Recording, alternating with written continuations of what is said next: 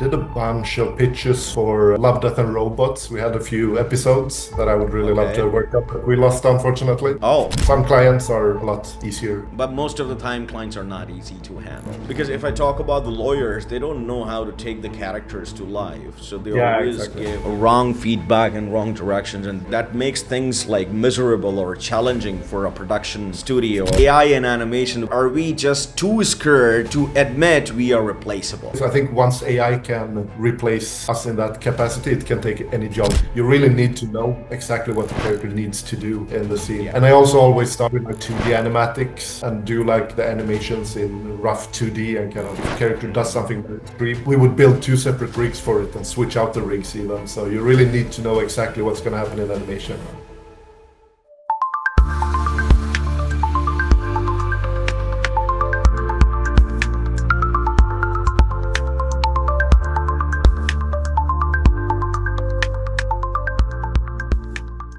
Hello and welcome to Prolific Perspectives. This is Kamal Hassan, your host and founder of Prolific Animation Studio. We are all about exploring innovation, entrepreneurship, and how to be successful. Today we have an amazing guest with us, Olov Burman. Hey Olov, how are you? I'm doing well, thank you. How are you doing? Pretty good. So Olov, please give your brief introduction to our audience so they'll know more about you. Yeah, my name is Olov Burman. I'm currently in Sweden. I'm from Sweden originally and have been living a little bit around the world recently, working remotely mainly. I come from, I started animating when I was pretty young. So I started with like stop motion, even before 3D really took off a long time ago. Okay. Uh-huh. And yeah, was running a company for 12 years called Mindbender. And after that, I'm more of a, I'm somewhere in between a freelancer and an animation studio, you could say, where I have a big network of artists working around the world. I keep coming back and working with projects when they come in. And yeah, I'm very much into cartoony animation and a little bit more towards experimental animation. So, and my role is usually either director or animation director, but I'm also So animator. if I ask you, like, you started with stop motion, now you're using tools and doing the animations on computers. So what's the difference and how challenging you find it when it comes to like comparing from stop motion to the current practices that we follow for animations? Yeah, in the beginning, it's definitely a bit of a challenge to get into the programs and understanding all the graph editors. Um, so that was a bit of a challenge in the beginning, but it translates very well. Like if you have a lot of, if you have spent a lot of hours in animation, it doesn't really matter what animation style you have developed your skills in. It translates pretty well. But I also try to, like, if you watch my work, I'm very much still inspired by stop motion, and I still try to get I saw that that. like feeling of stop motion into 3D. So that's really the kind of style that I'm passionate about working in. Great. All right. So, what first drew you to animation and visual storytelling as a kid, and how did the passion turn into a career? Yeah, so I was pretty lucky in that I knew right away kind of what I wanted to do, or I started drawing when I was very young, and then I think I was 12 years old or something like that. The first time I Oh. had the opportunity to move like a few like clay lumps in front of a camera and see it move, and it was just this big fascination. And my parents actually bought me this camera to like make stop motion at home. So I started to do like stop motion films all the time at home. And um, so yeah, I was never really so good in school with other things, but I was very Uh-huh. creative and loved to draw and animate. So it was a very like easy choice for me, or that was kind of the one thing I was good at. And Great. then I studied stop motion and classical animation in university for 2 years, and then 3D animation for 3 years. Great. And then I worked professionally as a stop motion animator in the beginning also. But then, yeah, I was in Sweden, and it's not so much work for stop motion animators. It was just a natural transition to go more into 3D and find find more work there. So that's kind of how it all began. Great. So, how did your early work with Cartoon Network shape your approach to animation and storytelling? Yeah, that was one of the first jobs that kind of got recognized by public. I had worked quite some time before that, but yeah, I think we started Mindbender was a company that did those, and so Michael Bengtsson, who ran the company, also was very good with like photorealistic render, and like very technically good. And I came more from a 2D background and stop motion, and I had this idea to kind of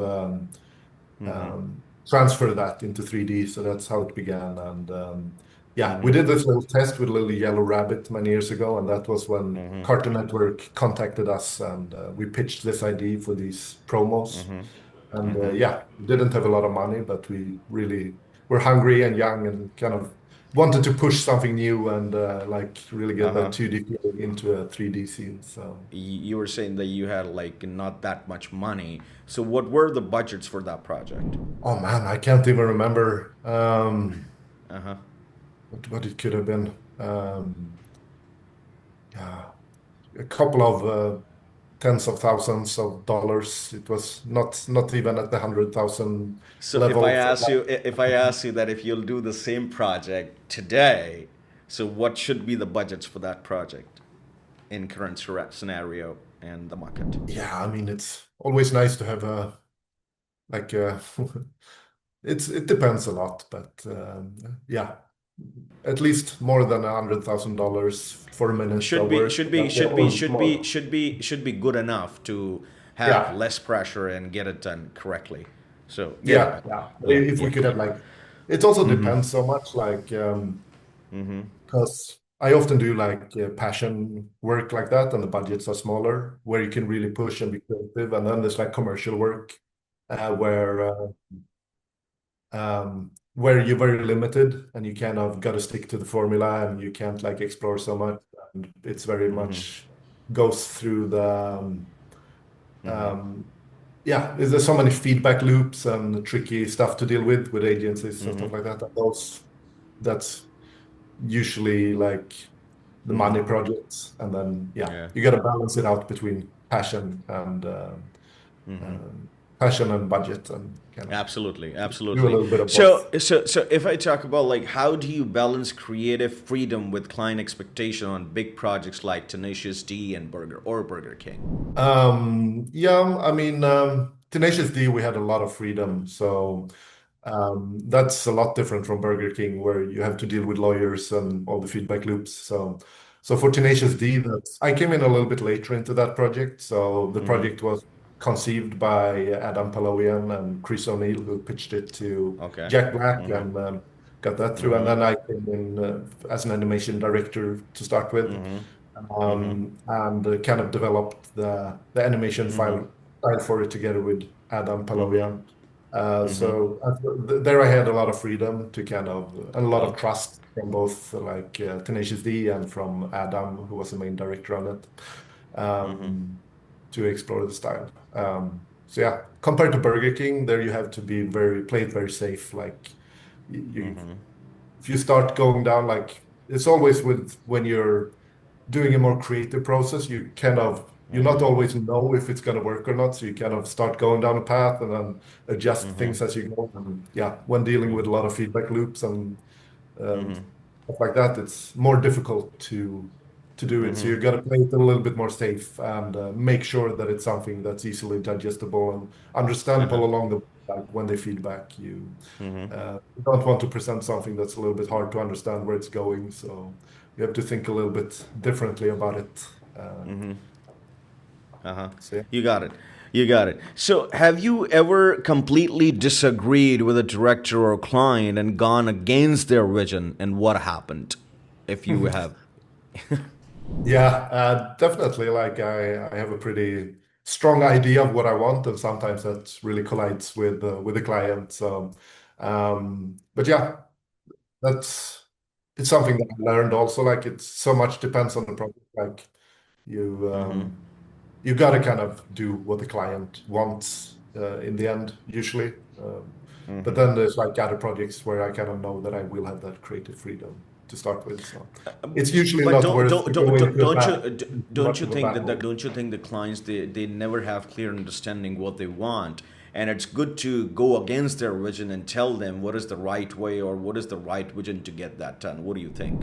Yeah, of course, you always have to have the dialogue. So, but it can also be hard to know where the feedback comes from. Like if you have, like, yeah, like I said, it can be lawyers, they can be like the end client, it can be the agency, and it's Yeah. like it can be very hard to navigate that and know if you're talking to a middleman or exactly where the Yeah, comments are coming because if I from. talk about the lawyers, they don't know how to take the characters to life, so they Yeah, always exactly. give a wrong feedback and wrong directions, and that makes things like miserable or challenging for a production studio or for director or for animators and everyone, right? Yeah, but yeah, I mean, then I think you learn to vet the clients a bit also. Like, is this a client that's going to trust me with my vision for it or not? Like, and that's always what you want, like that they feel that they trust my vision for the project from the start. Like, so that's always good to check for. And some clients are a lot easier, of course, and it's Yeah, usually when sometimes, yeah, yeah. but most of the time, clients are not easy to handle. Yeah, it depends. Like again, like the Tenacious D project, for example, is very easy. But there you work directly with the end client, and there's like a dialogue and a lot of trust, so it's a lot easier. Great. Um, So pitching is tough, right? What is the biggest pitch you lost and still can't get over it? um, yeah, I did a bunch of pitches for Love, Death, and Robots. We had a few episodes that I would really love to Okay. work on, but we lost, unfortunately. So Oh, that's still. okay. Yeah, but yeah, there's been a bunch of yeah, other fun So, projects also. Like that's so the you, part of so pitching. Like there's so most of them you don't love, get. death, and robot. You pitched few episodes. Did you get any one of those, or you lost like everything? Yeah, we didn't get those unfortunately. So Oh, that's oh, fun. oh. But that's a Okay. life of pitching also. Like you end up not getting a lot of pitches. Like every pitch you do, there's usually like two more other animation studios involved, kind of fighting for the same project. And you also never know the politics between the other animation studios and the client. Yeah. So So did you very analyze? often. Did you analyze? Were there anything that you were missing, and that's why you were not able to win that project? Yeah, of course, pitching is also like its own path to mastery, I think, to understand the client and deliver a good presentation. And it's very different from animation in many ways. So Absolutely. it's something that you have to learn on its own merits. And of course, every time you fail at the pitch or Because you don't Love, get Death, it, and Robot, that's a big project, and the big series that we see. And personally, I know a few animation studio, a few of them like have done a couple of episodes for that particular show. So I understand that that was a heartbreak for you for like after that pitch and did not win the project. So I completely understand that. So if I talk about, like you mentioned that you're serving as a freelancer director associated with many studios right now. So freelancers often compete with the studios. Do you think big animation houses underpay talent? I mean, there's a bit of both. I think it's all about like after a while you get to a place like it's not always that I'm there, but when you can have like competing offers and kind of then you're yeah, that's kind of when you can get the budgets also. Like if you really need the job and the money, it's harder to get. So that's the dichotomy of it, I guess. But Yeah. yeah, I don't know what they should be paying. I mean, sometimes it's good and sometimes it's less good, It's and not. hopefully you have options to choose the ones you want. So Absolutely, absolutely. So, if I talk about like working with multiple studios globally, which country or culture surprise you most with how they handle animation projects? yeah, I don't know if it's so country specific. It's yeah, I did one for Japan not so long ago. That was very unusual. That I Yeah. never taught. I never had a call with any of them. It was all done over like translated text, the whole project. That's a very so yeah. I guess the project you do. I also worked a lot with Brazil. Any project you do where you don't speak the same language is always a very different feel to it. So Yeah. But yeah, it's great tools today to As you translate. just mentioned about Japan animation, and that's pretty stable. Even we are facing crisis here in alley animation industry, but I have many contacts in Tokyo. They are pretty stable. They are not facing any challenges or any downfalls or any crisis in the animation industry right now. So, what are Yeah. your thoughts on that about the animation industry? Are we suffering? Are we growing? We're like, what will be next for us? Would it be like crisis? Would it be growth in our industry? What do you think? Yeah, that's a good question. Like I mentioned before, I've been tied up in a longer project now for almost a year, or yeah, not quite a year, but uh, so I haven't really been paying much attention to the market. So, but yeah, I think for me, like a lot of people are worried about AI and stuff like that, and Yeah. uh, for me, like so far, like that sort of new technology has not really been able to take over the kind of jobs that I do. That's very where you need very specific feedback and yeah, stuff like that. The new technology can be great for like creating something quick and beautiful, but it's not at all. You can't direct it at all or make like a cohesive movie out of it the exact way you want. Since you just brought up the topic for AI, so I'm gonna ask you this question: like AI and animation, will it kill creativity, or are we just too scared to admit we are replaceable? What's your thought? I mean, I don't know, like it's such it takes so much like understanding to kind of work with a client and make something that works. So I think we're pretty far away still from being replaced. I think once AI can like replace us in that capacity, it can take any job. And of course, the world is gonna change, but I Uh huh. think yeah, So I don't think it is we're ready scary for for those who does not want to evolve, but it is actually good for those who wants to evolve every other day and make progress. So I'm not scared of AI. You know, we will use AI to yeah, help it also us has optimize amazing our tools. processes. Yeah. Yeah, so yeah, definitely think the tools will evolve a lot and important to be on that journey. But I don't think it's going to be like a text prompt and just pop up an animation. It's going to be something very Yeah. different where we kind of use it to enhance Yeah. our. But yeah, who knows? Great. Like I'm no AI expert for sure. I have no idea what's going to happen. So. Absolutely. So, if we talk about which animation trend right now is complete nonsense, but everyone pretends to love it. Oh, that's a good question. I don't know if any animation trend is complete nonsense. I think there's interesting things a little bit everywhere. So, but I think it has, yeah, there's a lot of interesting movies coming out with different styles, and I do enjoy like stuff that like Sony does, for example, with like Uh huh. the more comic book look, and yeah, there's a lot of different animation styles. I'm not sure if I should say any specific style that I'm um, don't like. So yeah, for me, I'm of course very specialized in like very cartoony animation and kind of pushing the limits in more abstract animation forms. So that's personally what interests me more than like hyper realistic animation or anything like that.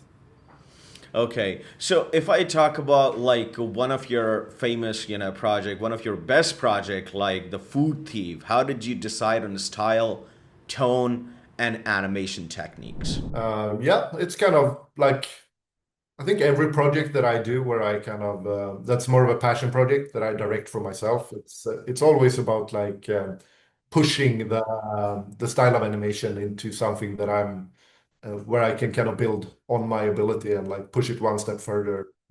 Just sit down and be creative, like with how can we animate this in a way that hasn't that I have not done before and that I haven't seen done before. Like that's really where my creative drive comes from. So that's also Okay, with it. That's how great. it started. And I also Okay. always start with like 2D animatics and do like the animations in rough 2D and kind of that's also where a lot of ideas comes from when you start with pen and paper and just see how you could come up with new ways to do And it. I think the 2D animatics that's helpful for everyone. That clear up the vision, clear up the problems that you think that you will face down the road when you'll actually start the project in the production. So I think Yeah. you're right. You're getting the pen and paper and getting the animatics done in 2D. That clears up everything, right? Clear the vision, Yeah. 100%, Yeah, hundred it's percent. also very important when you build, because we build quite advanced rigs. So you really need to know exactly what the character needs to do in the scene. Yeah. And we also like switch between models quite a bit. Like if a character does something very extreme, we would um, we would build two separate rigs for it and switch out the rigs even. So you really need to know exactly what's going to happen in animation. Hundred And that's percent. also really good to show a client, like, and get like a very detailed 2D animatic approved, because that really shows what we're gonna do and avoids a lot of problems down the line if you spend a lot of time into the animation. Absolutely, because that clears up like for us, for the client as well. Because if we don't draw things in 2D and get the animatics done, the client, we have to go back when we start the animation. We have to go all the way back to 2D again, and give the understanding to a client, because clients always create problems during the production process. So it is very important to do the pre-production right, in order to do the post-production smoothly. So you're right, Yeah, 100%, hundred always percent. saves you time in the end to push in the extra effort there. Yeah. So what's your biggest "I can't believe I pulled this off" story that almost nobody knows? Oh, that's a good question. Yeah, one project that we did recently that was very tricky was a Tenacious D video that you mentioned before. That was, Yeah.